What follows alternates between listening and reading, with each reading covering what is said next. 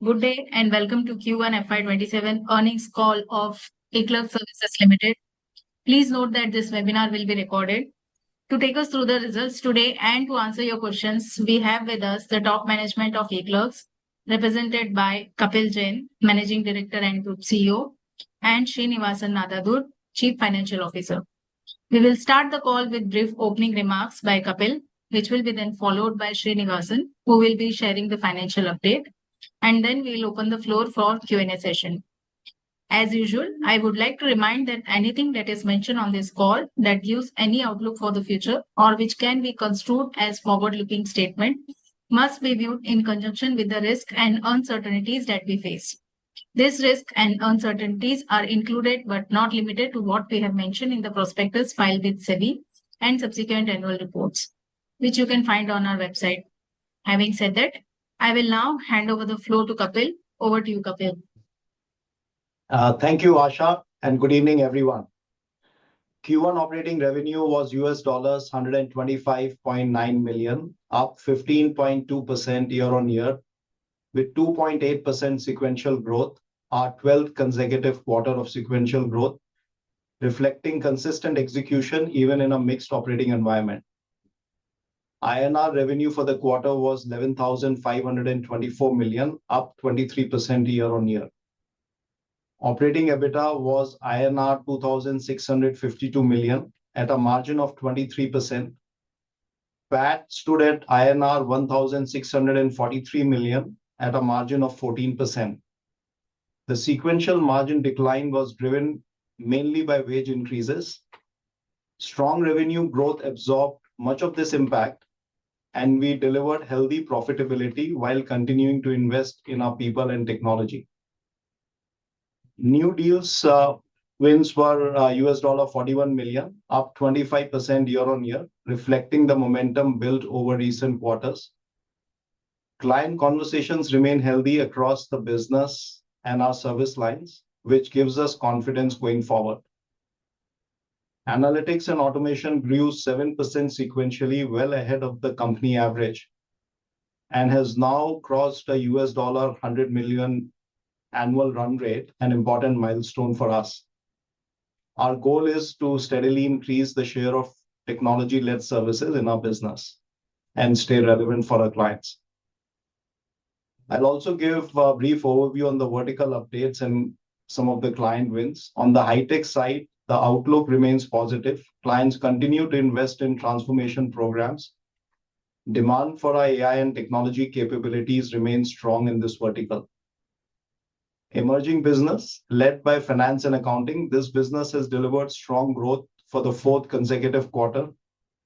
For one of our clients, we are expanding F&A support into APAC region. Our combination of domain expertise and technology resonates strongly with SMB clients looking to automate their finance processes. On the communication, media, and telecom side, we saw growth across our international centers, Cairo, Manila, and Fayetteville, supported by strong delivery and execution. We are adding new inbound sales capabilities and seeing growing client interest in diversifying delivery across these locations. On the BFSI segment, our compliance manager in the FCC space continues to receive a positive response. We are in discussions with several banks and asset managers, with some pilots completed successfully and others at various stages of evaluation. We won an engagement to set up a contact center for a banking client in our Fayetteville center in US. One of our first examples of cross-selling CX services into BFSI. We also won work in mortgages area, an area where we have had limited presence so far. And we have started operations in Coimbatore, which strengthens our delivery network and positions us to pursue larger opportunities and tap talent from Coimbatore area. M&D and retail, these verticals remain relatively soft. Clients continue to face supply chain challenges from the prolonged Middle East conflict, resulting in more cautious spending, longer decision cycles, and some delays in discretionary projects. Even so, client engagement remains active. Fashion and luxury revenue was flat sequentially and up 2% year-on-year. We see some early signs of recovery and expect gradual improvement to continue in Q2. Technology and analytics, AI demand continues to grow, especially in high-tech and BFSI. We see strong demand for data preparation and exploratory data analysis, which is a foundation for implementing AI. And these are often the first steps before clients move to larger agentic AI programs. In BFSI, we are deploying AI across document digitization, KYC screening, process workbench, and financial spreading, amongst many other areas as well. In CMT, we completed a successful QA 360 pilot with one of our large clients, which is going live in Q2. At full scale, it will audit around 500,000 interactions every month across sales, integrity, retention, and credit compliance. In creative services, our AI-powered creative platform, Fluid 4, now supports several of our clients in high-end and fashion and retail. In terms of awards and recognition, we received several during the quarter. At the Economic Times Future Skills Award, we won a silver for excellence in industry, a line skilling infrastructure, and a bronze for excellence in learning platforms and business impact measurement. Forrester featured eClerx in its business process outsourcing services landscape report, recognizing our strength in AI consulting, analytics services, and industry AI services. At the Indian CSR and Sustainability Awards, we received the CSR Excellence in Education Award for our long-standing partnership with Sampark, which supports education in tribal and rural communities around Pune. The macroeconomic environment remains mixed and clients continue to be selective in their spending. Even so, we expect another quarter of sequential growth. We have also crossed an annualized revenue run rate of over $500 million, an important milestone for the company. While quarterly growth will naturally vary, we see good client conversations, a healthy pipeline, and encouraging momentum. Over the last 3 years, we have made good progress, possible because of the trust of our clients, the commitment of our people, and the strength of our partners. We believe we are well positioned for the next phase of growth.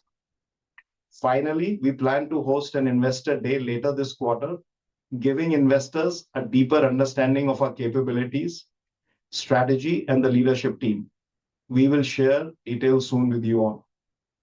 Thank you. Over to Srini. Thank you, Kapil, and good evening, everyone. I will recap some of the revenue and margin numbers and offer more color on specifically on margin and other operating metrics. So INR operating revenue, which includes the gain loss on our hedge book, was 11,524 million at an implied FX of 95.1 rupees per dollar for the quarter. In constant currency terms, operating revenue is up 2.9% sequentially and 15% for year on year.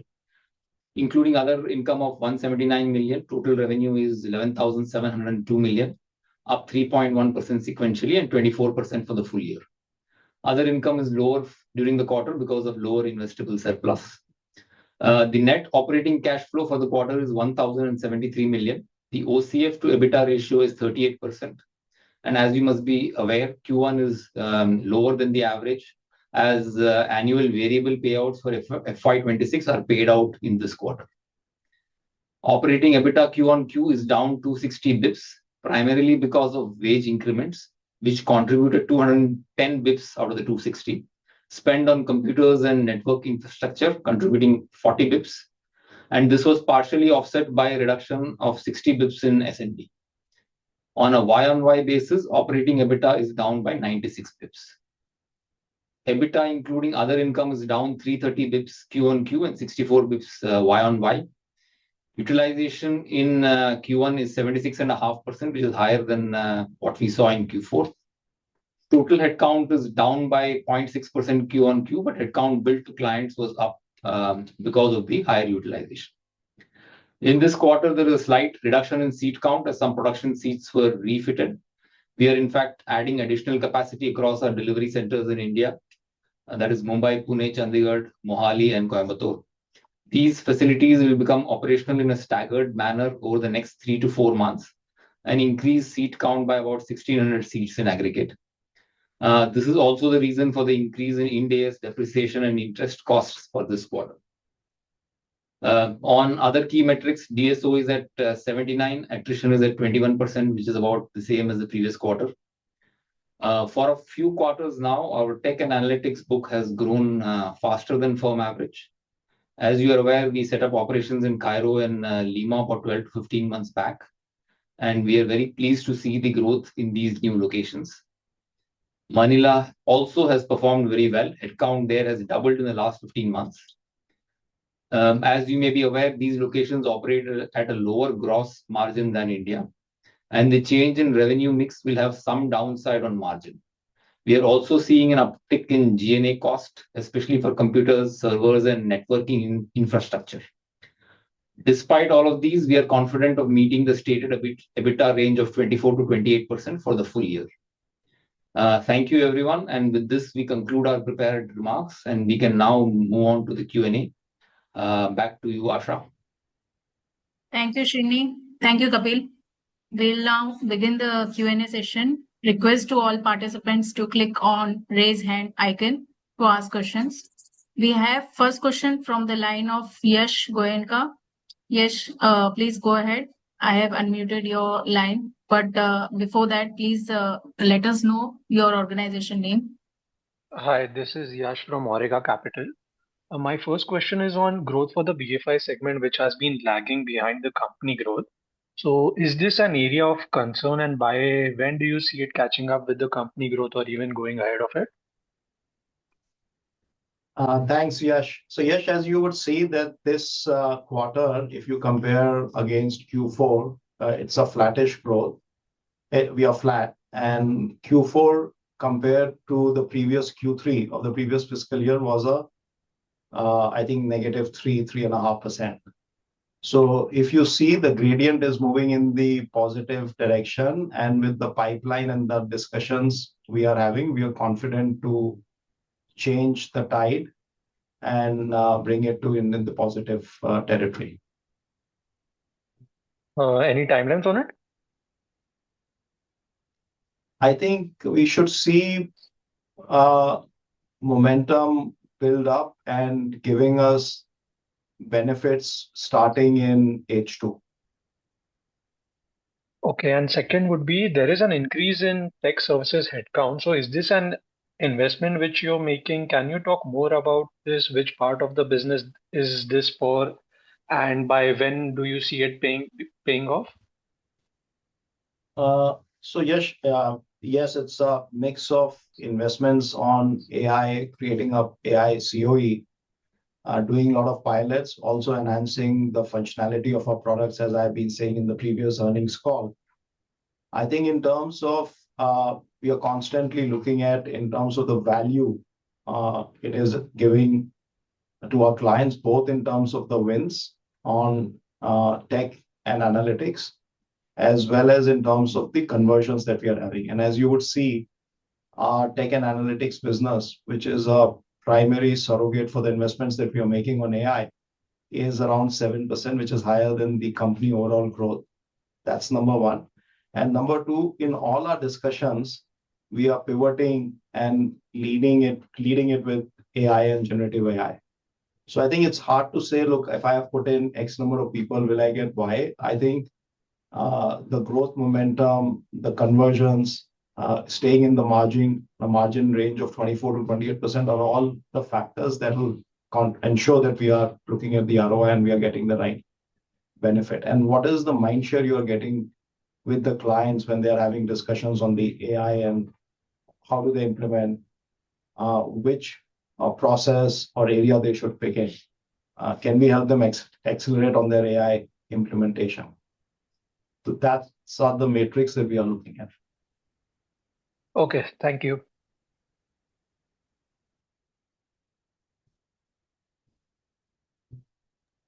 Thank you, Yash.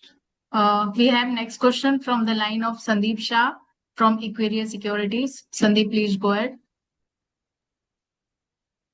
Yeah, thanks. Thanks for the opportunity. And the first question is, generally our coming quarters growth is dependent on the headcount. This time headcount has marginally gone down.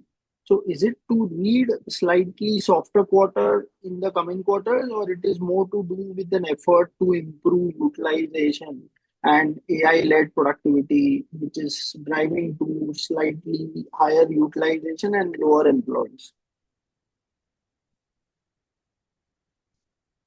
So, Sandeep, I think quarter on quarter, like I said, that we are looking for sequential growth. There could be quarter on quarter variations. I think for the full year, we are very confident of delivering the top quartile growth. The headcount, if you see, yes, the total headcount has come down, but the bill headcount has increased and our utilization has increased. So that's the reason for the headcount reduction. On the quarterly, I think I said in the beginning that we are confident of delivering sequential growth. Quarterly, quarter on quarter variations will continue, but we are, with the discussions and the momentum we are seeing, we are confident for the full year in achieving the top quartile growth of the industry segment. Okay, okay, fair enough. And just a second question is in terms of ACV. This quarter, there has been a 26% growth. Do you believe this kind of a YOY growth momentum based on pipeline may continue in the coming quarter, or if you can comment on the whole year ACV target? Yeah.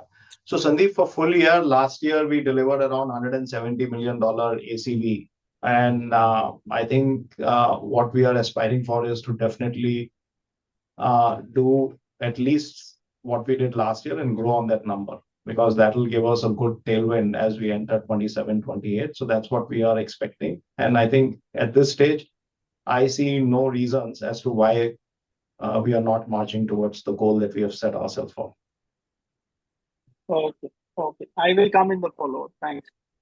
Sure, Sandeep. Thank you, Sandeep. We have next question from the line of Rahul Jain from Dolat Capital. Rahul, please go ahead. Thanks for the opportunity. In terms of segments, you articulated one that BFSI, you added mortgage as one of the new pieces. So if you could articulate what kind of a sub-segment opportunity in terms of market, customer size or geographies, all of that which you are trying to chase within this sub-segment.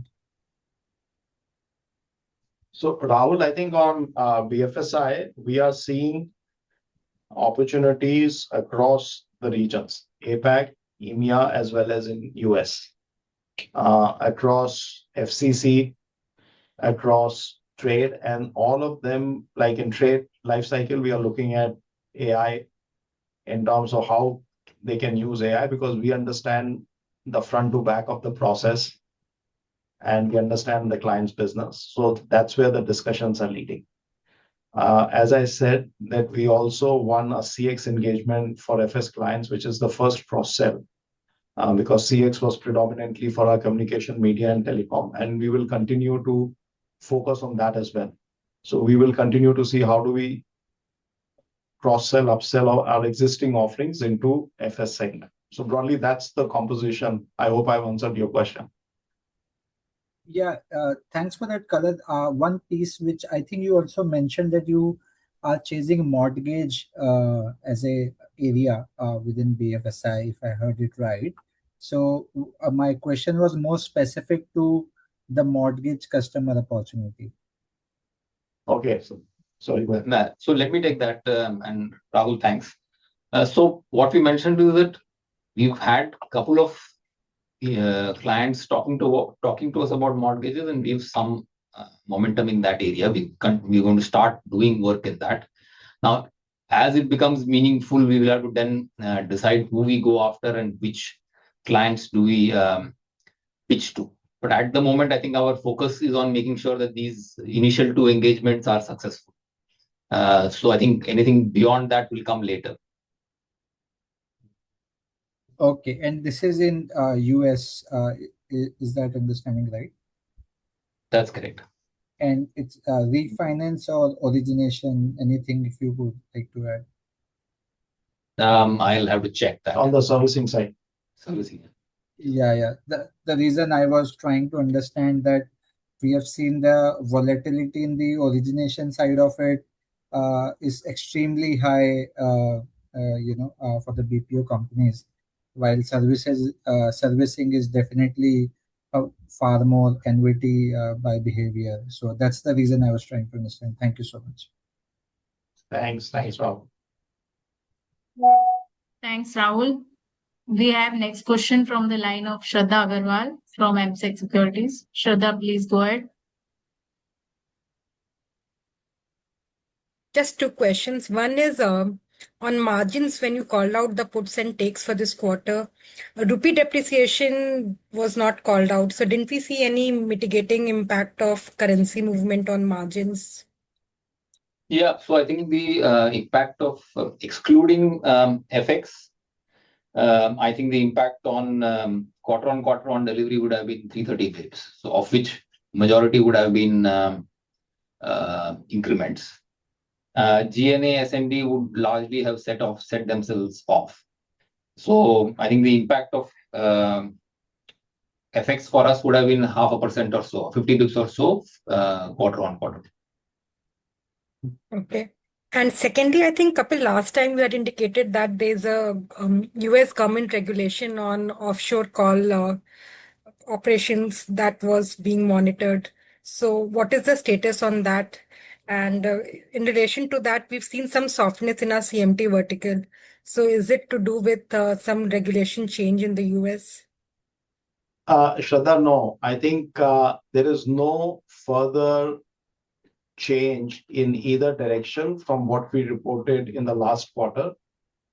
And I think it's more quarterly aberration if you're seeing the growth in CMT business in Q1 over Q4, sequential growth from 7% to 1.3%. It's just a quarterly aberration. It's nothing to do with the regulatory environment. Right. And just last question, if I can squeeze in, the top 5 accounts have been relatively slow for some time now. So is it some particular client related weakness, or what is happening actually in the top 5 client category? So I think it's not slow, because what is happening is that, like I had said in earlier quarterly earnings call, that if clients are implementing technology, AI, we are not going to shy away from it. So the fact that we are able to capture at the demand, and a lot of work that we do in the FCC area is also dependent upon in terms of how and when you are doing client refreshes, and it's linked to the regulatory environment. And that, I think, has slightly come down because of the overall regulatory environment. I think the overall regulatory environment for financial services in the US is slightly less onerous than it used to be, let's say, 2 or 3 years back. So that's the reason. Otherwise, there's no other reason for growth in the existing top 5 clients. Got it. This is helpful. Thank you. Thank you, Srini. Thanks, Kapil. Thanks, Shraddha. Thank you, Shraddha. We have next question from the line of Vineet Thakur. Vineet, please go ahead. And also request you to let us know your organization's name. Hi, good evening. I'm from Plus 91 AMC. Thank you for the opportunity. I would just like to know your overview on the emerging, because there has been a growth, you're on a quite drastic growth. Could you just comment on that? So Vineet, like I mentioned, our F&A, we started with SMB, then we are gradually moving into mid-market segment. And we have also built a financial workbench, which is resonating well with the clients in automating their processes. So I think we expect to see good momentum in the emerging markets business on the back of our F&A capability. And so, coming to the other segments as well, there has been a very muted growth in other segments, not a lot, especially in BFSI. Could you comment on that as well? So I think if you look at Q4, I know we were coming on the back of very strong quarter of Q3. We had a 0.6% growth, and this Q1 versus Q4 is about 2.9%. If you look at financial services was negative 2.8, and this quarter it's negative 0.1%. And as I said in the beginning, we do expect to turn the curve and see how we can deliver a positive growth from H2 onwards. And I think we are seeing good momentum and traction in FS. On the CMT side, it's more quarterly volatility we are seeing in our international centers, Cairo, as well as in the Fayetteville. So I think that's and high tech and M&D, I think saw good growth turnaround. So I think I'm not worried in terms of the overall growth of 2.8, 2.9% that we delivered. And FS, like you rightly said, is a large area for us, and H2 we should start looking good from H2 onwards. Okay. So just last, what would be your revenue guidance? What would be your CapEx guidance for next 3 years and our revenue growth also, if you could comment on that? I think CapEx may be slightly higher. We are probably running at something like, let me check. While Srini is checking on CapEx, on the revenue, 130 crores is my estimate. Yeah. On the revenue growth, the guidance stays the same. We are confident, given our capability and industry mix, to stay in the top quartile of the growth. So what has been the Q1 top quartile growth, if you could help me with that? I think you can look at the top 20 odd companies who are listed in India with similar market cap, and you should be able to work out some of that number. We think even in Q1 we have delivered top quartile growth easily. Yeah. Some of them have not released results yet. I think a couple of them are today. So we'll have to wait for that picture to emerge. Okay, sir. Thank you, sir, for the opportunity. Thanks, Vineet. Thank you, Vineet. We have next question from the line of Dipesh Mehta from MK Global. Dipesh, please go ahead. Yeah, thanks for the opportunity. Just 2 questions. One is about any changes you are observing in roll-off trends concerning the adoption of AI as well as technology investment which we are making, which can have some implication about the efficiency gain passing. Second question. Sorry, I didn't hear. First question was on change in roll-off trend, was it? That's right.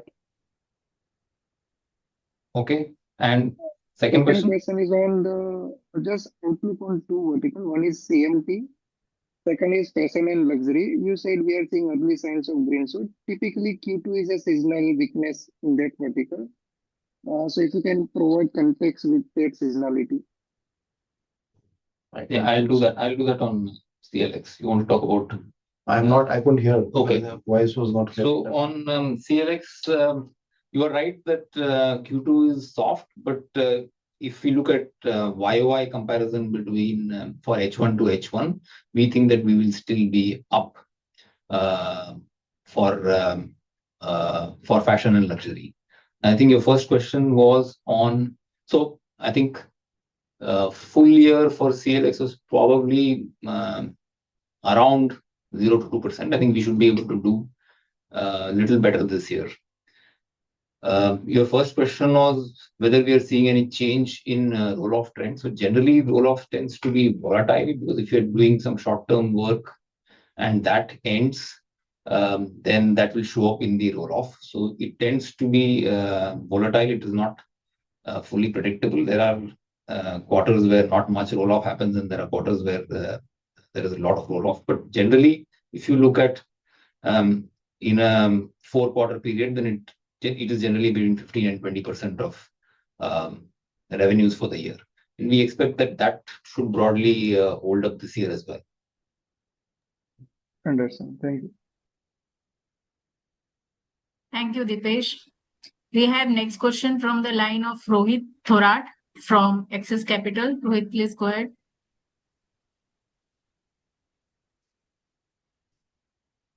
Thank you Rohit, for the unmuted. thank you for the opportunity. So first question is regarding growth in non-top 10 clients. So for past few quarters, your non-top 10 clients were actually growing at a faster rate compared to your overall company growth. However, this quarter, that cohort has seen some slowdown. So can you give some color on what's causing that during this quarter, and how's the outlook going forward for this cohort? So I think, as I had said earlier, that given the size of our business and top 10, outside of top 10, quarter on quarter volatility will exist. Directionally, there is a strong focus on growing outside of top 10. It's not to say that we are not looking to grow in top 10 or looking to get a larger share of wallet of top 10. But I think we are confident in delivering a higher growth outside of top 10 as we continue, because that's a significant focus area for us to see how we can reduce the top 10 client concentration. Okay. I don't think there's anything to read on one quarter on the basis of that is it a trend or something slowness or anything we are seeing. Nothing of that sort. Okay. The second question is related to other operating expenses which are there in your exchange filings, the P&L in exchange filings. So that has also seen some substantial increase quarter on quarter. So what's causing that? So communications, network infrastructure, some amount of facility build out. So it's all G&A related spend. And is it expected to go down as a percentage of revenue going forward, or like in the next 2 to 3 quarters? Or Computing and networking expenses, I think the trend is generally is not expected to go down. I think equipment has become more expensive. I think some of it is also dependent on when we make the purchase. So I think capex has been a little higher this time on. Some of the OpEx also has been higher. So we should see some goodness as revenue growth goes up. Thank you for taking my questions. Thank you, Rohit. We have next question from the line of Chirag Shah. Chirag, please unmute. We have unmuted yours. Please go ahead. And Chirag is from. Please mention your organization name here. Yeah, hi, Srini. Hi, Kapil. I'm Chirag from White Pine. So just one question on the non-FT model or outcome-based model, or what you term is the technology analytics part of the business. So any light you would like to share on it? What kind of interactions you are having? What is the pace of interactions versus last 3-6 months? I presume BFSI would be more active on this kind of discussions, where outcome-based model becomes more prominent, at least on some part of work. So I think the discussions are centered around AI-led deals in our client lifecycle, FCC, transaction monitoring, fraud, and selling both new services to existing clients, as well as capturing and onboarding new clients. We have also had some industry recognition, which are also helping on the inbound inquiries. So in terms of the momentum that we are seeing is definitely higher than what we have seen in the previous 2 or 3 quarters, the question that you were asking. So, and I think we are also looking and having discussions on the retail mortgages and the payment side of the business as well. So those are the broad areas where we are seeing comments in the financial services space. So in this, what I was trying to understand is, deal conversions, how fast they are happening, and what kind of difference is there versus the traditional FT-based deals that you have? So has the pace picked up on you winning those kind of orders? And because I presume you would get a better absolute profit over a period of time in outcome-based model if you're able to prove yourself very well. I think I had mentioned this on, there are clients which are absolutely not inclined to go on outcome-based model and share the potential benefit or reward of the transformation that AI can bring. There are certain clients which are just beginning to start that on, at least the starting conversation is that on AI, it should not be the traditional FT model, and what is that we can bring in from an outcome-based and a non-FT model. We are confident in operating in either of the two models because the confidence that we have in our delivery and helping clients achieve the outcome that they're looking for in the areas that we operate in, like the service lines that we are operating in and the verticals. So that's where I think is where we are driving the conversations. And it's not that we are having AI conversations here and then there's a traditional deal. Everything that we are talking today has an overlay of AI technology, which always used to be the case even earlier. And which I had mentioned, the productized services that we offer, the technology that we offer, bringing human in the loop, amplifying human potential. There we have, what we have done is we are bringing in AI agentic solutions on our productized services. So those are the discussions that we are having. Okay, I'll get back in that queue. But anything on the conversion side, how fast is this conversion happening? Because if it is 15-20% of your revenue today, can it become 25%, 30% in 12 months' time or 18 months' time? I think the deal sizes in AI are relatively small. You see what I'm saying?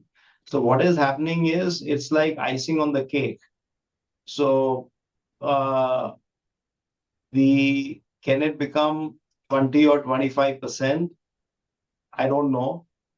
But I think, can it lead us to higher conversion? Can it lead us to get the right mindshare of the clients?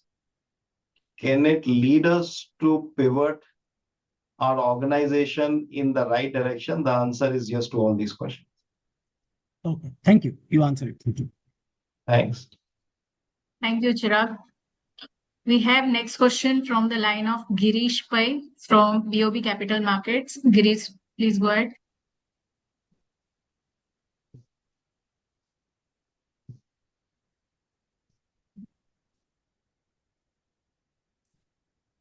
Girish, we can't hear you.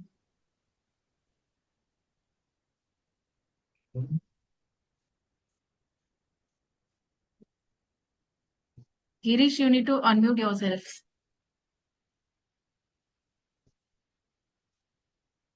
Yeah, can you hear me now? Yes. Yes. Kapil, you mentioned that we've hit a new run rate of $500 million in this quarter. Obviously, you are probably aiming at $1 billion as a next target. What will be the strategy from here on? I mean, from a organization capability, verticals to address, areas to function in, and sales and all that. What do you foresee from here on? I mean, what should change? What should not change for your company to hit that $1 billion target? So I think, Girish, overall, like I said, we are seeing good momentum in the capability areas that we have. We have also expanded into newer geographies, and we are seeing good amount of traction there. We have started seeing momentum in adjacent areas. We were doing loans and for the institutional side. Now I think we've had a couple of wins on the mortgages side. We are seeing on the wealth side. So these are some early green shoots that we are seeing. I think F&A, we were doing SMB, now we are seeing traction in mid-market. So I don't think that there's a very fundamental shift that is required in terms of what we are doing. I think we have to continue to invest in our sales. We have to continue to maintain strong delivery focus, continue to invest in our technology, AI capabilities, which we are doing. And I think that's what will get us to the overall goal that we have set for ourselves. So it's not like that. Yeah, sorry, go ahead. Yeah, I mean, you please go ahead. I mean, no, I had covered it in terms of what I had to say. You mentioned that you would want to be in the top quartile in terms of growth, but if I look at your ACV numbers, they've been like trending down for a few quarters now. What are you going to change to get that trajectory up for your top quartile growth to remain there? So I think focus on large deals. Analyst, as I had mentioned, that industry recognition is helping us get inbound inquiries. And I think that's what will help us increase the trajectory on ACV. I've always said that quarterly aberration will stay, but $41 million in Q1, and if you look at Y-on-Y growth, is substantial. And our aspiration is to do higher than 170 million, which we did last year, which will give us good tailwinds as we enter FY27 and 28. Right. And from a margin standpoint, will it kind of mimic last year's trajectory in terms of quarter-on-quarter margin improvement? The margin will continue to improve because this quarter is when we gave out the increments. So from now on, if everything stays equal and there's revenue growth, then margin should. Right. My last question, I don't know, maybe I missed this. BFSI, most other peers of yours, large and small, have been indicating fairly strong growth in the BFSI space, whereas we've seen, I think, 2 successive quarters of weakness, if I'm not mistaken. So what's happening here and how will things change here? So I think we're already beginning to see the change. If you look at, I mentioned, if you look at Q4 decline over Q3 and Q1 decline over Q4, that trajectory or the gradient has already started moving in the right direction. And with the pipeline momentum conversions we have, I'm confident that we will turn this around from H2 onwards. Okay, thank you. Thank you, Girish. We have next question from the line of Vamshi Krishna from Kotak Securities. Vamshi, please go ahead. Sure. Hey, hi, Kapil and Srini. Kapil, just to start off with, I think you have formed a new AI organization, but then if I see the tech capabilities you have, that's largely Compliance Manager and Markets 360 platform, which have been doing quite well for you. But then you're talking about moving into CX in financial services vertical. Now, can you just share if there is something in the pipeline or any platforms that you are going to leverage, given that this can be an incremental opportunity for you? So, Girish, I think in terms of it's not just that our AI or agentic AI, Vamshi, sorry, is restricted to Compliance Manager or Market 360. For one of the high-tech manufacturers, we are their agentic AI implementation partner. So on the entire supply chain order management side. So it's not just restricted to these 2 areas. These are our IP or products that we own, but we are having discussions outside of that as well. What was your second question? Sorry, Vamshi, what was your... Since you're entering CX within the financial services business, is there some platform or any IP that you're going to leverage, given that this can be an incremental opportunity from traditional ways of working? So I think we are like in terms of partnership and alliances, we are continuously talking to the hyperscalers. We have our own IP on the ATR business, which we will continue to leverage for quality monitoring and audit. We have our own proprietary platform, QA360, which we are continuing to invest in.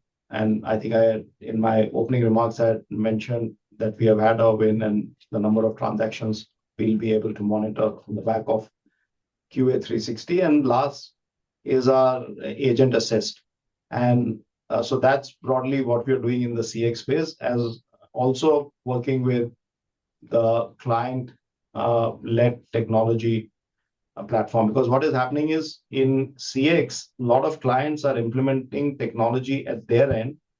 And because we work with large clients and then they are leveraging multiple partners. So it's better use to scale and build the technology at enterprise on their side. We are being leveraged for experimentation as well as testing of the technology, being a credible partner. But the implementation is predominantly happening on the client side. Got it. And Srini, one for you. So you started the year with about 90 pips lower gross margins YOY. And you just indicated that given the diversification in your delivery, the gross margin will be lower at these locations. And second, higher G&A costs for the year. So how should we think about the margin trajectory for the year? Will it effectively or essentially mimic the improvement YOY, on a YOY basis, or will there be some divergence this year? So one is that margin trajectory depends, for us at least, depends a lot on how growth shows up. So if growth shows up like it did last year, I think we did the 3 quarters of close to 5% or exceeding 5%, then trajectory will be sharp. I think we were also coming off a base of in FY25 significant investment. So FY26 numbers that way appeared much stronger. I think we ended up FY26 at 27% margin, which is actually higher than the midpoint of the range. I think right now, if you're looking for some information, we would advise you that that midpoint is what you should pick, because higher than that is going to be a little difficult. Sure. Thanks. That answers questions. Thank you. Thank you, Vamshi. We have next follow-up question from the line of Sandeep Shah. Sandeep, please go ahead. Yeah, thanks. Thanks for the opportunity. Kapil, just wanted to understand, many of the large peers, specifically in this earnings call, has been talking very bullish in terms of agent-led business operations. So what is driving this growth for the industry per se? Is it client are outsourcing more newer services with the help of agentic AI? And second, if that happens and big players enter this game, are you seeing more competitive pressure in terms of smaller deals, even larger deals? Because Accenture in their earnings call has also called out they want to enter into small, medium-sized enterprises. So both on the industry and competitive pressure, if you can explain. Sandeep, sorry, I couldn't. What was the question? Sorry, I'm not clear. Yeah, you can hear me? I can. Yeah, what I'm saying is the larger peers in the recent earnings call have been talking very bullish in terms of the agent-led business operation opportunity. So first question is, at industry level, what is driving this? Is client are outsourcing new services incrementally versus what it used to be earlier, because agentic AI helps to reduce SG&A and some cost of revenue as a process? And second, if larger peers enter in this business, are you witnessing a significant competitive pricing risk on a going forward basis? So, Sandeep, on the first question on the industry, see, clients are investing, there's massive amount of money that's going in AI, and there is a lag between when the investments are happening and when the benefits will start showing up, the ROI. It's like the investors, the CFOs are asking, where is the ROI? So that's one lever that's driving outsourcing. Second is, because of technology transformation, scale becomes important. So there is consolidation that we are seeing. So some players are winning in some area, some players are winning in some other area. So that's the second lever, whereby the agentic operations and the third one, I think, in terms of uh, looking at the process and looking at where you can bring cognitive, how you can use deterministic from overall agentic graph perspective is what I think. There's a lot of conversation, but like I said, the ROI is still yet to be seen. So there's a lot of promise in terms of commitments that are being given. So that's on the overall industry. On the second question, are you seeing pricing pressure because more and more players? Obviously, there's always competition determines the price at which you win the deal. Yes, there are pressures that we are seeing, but nothing untoward to say. And then operating model, you have to see what operating model you want to use to deliver to the outcome that we have committed to the street, and also deliver to what we have promised to our clients. So I am not seeing any extraordinary pressure over and above what we have seen as we were doing our business. So I think if you deliver value to the clients, and your total cost of ownership is what clients look at, I think price then becomes a secondary driver in terms of discussions around price. Okay, okay, fair enough. And the last question is, when you talk about setting up a contact center for one of your BFSI clients, will this increase our contribution of revenue from voice, which has been much lower, maybe less than 6-7%? Can that increase? What is the roadmap and planning in terms of balancing non-voice versus voice? Because what I understand, correct me if wrong, voice business has a higher percentage of disruption through AI versus non-voice. I think it's a mixed feedback, Sandeep. I think there are clients which are reducing non-voice and increasing the voice component, and some clients. So depending upon where clients are on their journey and what is important for them, is it retention, is it cross-sell, upsell? Now, all these are important, but then the question is, which is the primary metric that the client is chasing? And so I wouldn't say that directionally non-voice is going to be less disrupted than voice. We are seeing clients moving from non-voice to voice. To answer your second question, will it increase our voice? Traditionally, if you look at our percentage of non-voice was higher, substantially higher than voice. So we are not worried if it increases, because as a percentage of our total CX revenue, still, I think we are in a very comfortable zone between voice and non-voice. Okay, thanks and all the best. Thanks, Sandeep. Thank you, Sandeep. We have next follow-up question from the line of Vineet. Vineet, please go ahead.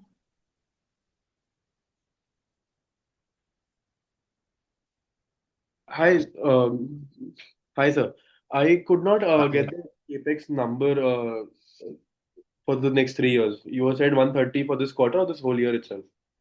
No, whole year, 130 to 150, let's say. And for the next 3 years, it depends on what we decide to do as a firm. So that will get finalized only in the budget for next year. Okay. And sir, going forward, which will be our most growing segment out of the all 5 segments that we operate in? From an industry perspective, I think, like I said, emerging will continue to grow.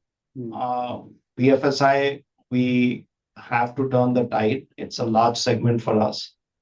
CMT and I would say high tech are the areas that we are confident And the fashion in luxury? continuing.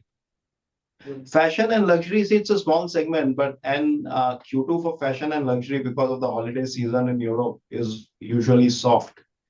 And it's just seeing some green shoots, but I'm cautiously optimistic on this. But I think Q1 was a flat quarter for us from a negative 2% growth. So I think even if it grows, it will be a modest growth. You asked me for high growth segments. I think those are the ones that I would pick. Okay, sir. And sir, what would be the impact of AI going forward on our headcount? I think impact of AI, I see AI as an opportunity for us because of the clients are looking for a partner that understands their business upstream, downstream, has a technology mindset in terms of delivering to whatever we have been delivering. It's not like I'm saying I can bring in technology today. We have always been seen as someone who brings productized services. So I see impact of AI as something that is positive for us. In terms of headcount, Srini mentioned, while overall headcount has come down, the build headcount has gone up. It's a function of utilization, and it's just a quarter-on-quarter aberration. I don't see any concern as we move along on the headcount. Okay, sir. Thank you so much. Thank you, Vineet. Thanks, Vineet. We have next follow-up question from the line of Girish Bhai. Girish, please go ahead.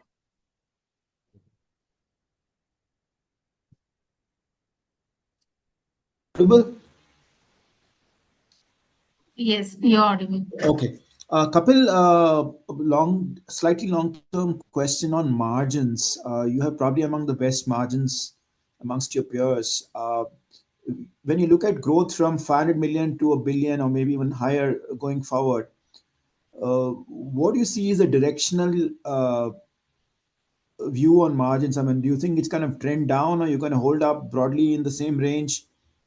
And what is going to help you from a slide on the margin front going forward? So, Girish, I think at this stage, we think that we would like to stay, and I don't see any reason going outside of the range between 24 to 28. As we will pivot the organization into more tech analytics AI, which is currently, I think it's growing faster than our regular business. Today, we are making a lot of investments. There is a lag in terms of when you make the investments and the benefits that you see.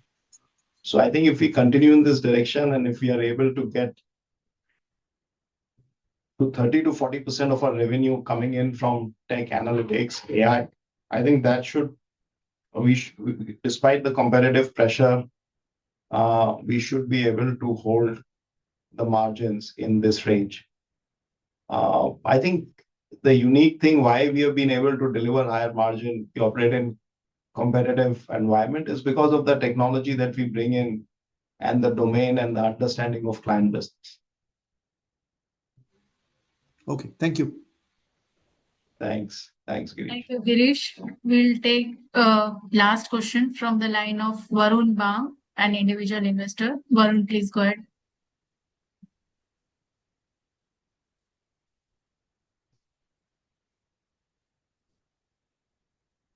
Varun, I have unmuted your line.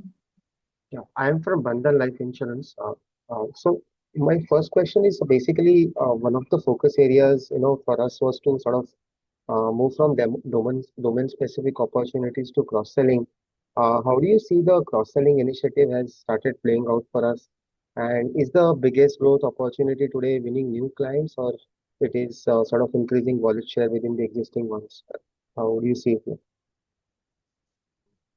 So I think cross-selling, as I mentioned, the CX opportunity that we got in financial services, MarTech, in CMT, which we had mentioned in the previous quarters. Our compliance manager in non-financial services clients. So I think there is a good amount of opportunity for cross-sell because the service kit that we have is relevant across industry segment. So that's number one. What was the second question? Can you repeat your second question, please? Yeah, is the bigger opportunity sort of winning cross-sell Yeah. or?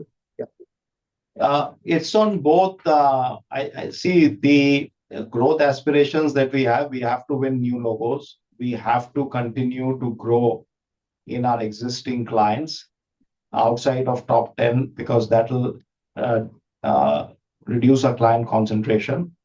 And we need to continue to get larger share of wallet and cross-sell in our existing clients to de-risk single service line, single location, and see how we can deliver a greater value to our clients by a mix of different service lines and as well as hybrid location or multiple locations. So, for example, if I am helping a communication media client on servicing side in terms of taking a chat or a call, can I help them on the client onboarding, which is a marketing stack service offering that we have. So it becomes then end-to-end capability that I can bring in. I can help you onboard a client. I can help you service a client. I can help you on the entire servicing side, retention, and so on and so forth. So that's really what we are looking at on existing clients in terms of different segments. But we have to focus on all three. Got it. Got it. And please correct me if I'm mistaken. But what I recall is management mentioning once is that once eClerx sort of crosses $500 million revenue mark, we would be eligible for larger opportunities and bigger size deals. Is that the right way to think about it? And does that thesis hold? What was the last thing? Does that thesis hold? Yeah. Is it? Yeah. No, I got. So yes, I think yes, absolutely. And like I had mentioned that with the analyst recognition we have got, we are getting inbound leads, and we are seeing increase in the deal size. And I think that thesis still holds, and we are still confident in participating in deals that are larger in size and than that we have participated in the past. Got it. And last, in terms of growth, would we look for acquisitions to accelerate sort of the capability building, or our growth will be predominantly organic? I think when I'm saying industry leading growth, we are looking at organic growth. If acquisition comes in, absolutely, we are looking at acquisitions. I think it's just the timing of the opportunity. We are conscious in terms of the company that we acquire, capability, synergy, culture, price. So a lot of things that have to align. So I'm not saying that the growth will only be organic, but at this stage, I think we don't have anything that we can tell you about that, look, this is the percentage of organic or inorganic. So for now, I think you should go with organic, but we are constantly looking at acquisition targets. Got it. Thanks for answering the questions. Thank you, Varun. As there are no further questions, I will now hand over the floor to the management for closing remarks. Thank you, everyone, and we'll see you again next quarter. Thank you so much. Thank you, everyone. Thank you, everyone. This concludes eClerx Services Limited Q1 FY27 earnings call. Thanks, everyone. Bye.